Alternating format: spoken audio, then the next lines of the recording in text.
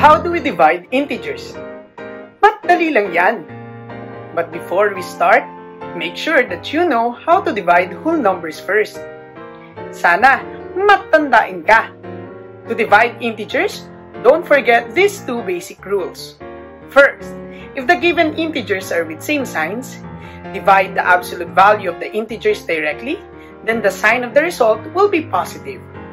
For example, dividing positive integers. 195 divided by 3. First, get the absolute values. You will have 195 and 3. Then if you will do the long division, you will get an answer of 65. And the final answer will be positive 65. Another example, dividing negative integers. Negative 296 divided by negative 4. First, get the absolute values. You will have 296 and 4. If you will do the long division, you will get an answer of 74. But what will be the sign of 74? Since you divide two integers with same signs, the final answer will be positive 74. Madali, di ba? Second, if the given integers are with different signs, divide the absolute value of the integers directly, then the sign of the result will be negative.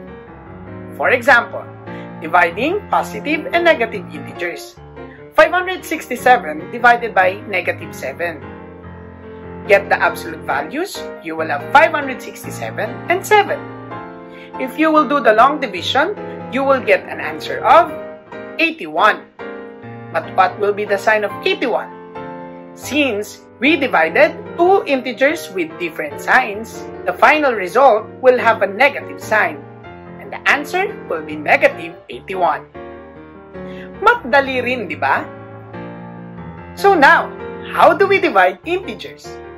First, if the given integers are with same signs, divide the absolute value of the integers directly, then the sign of the result will be positive.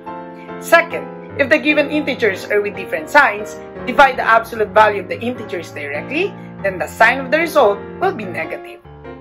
Madali lang naman matutunan. Share mo rin sa iba para may matutunan sila. Don't forget to like, comment,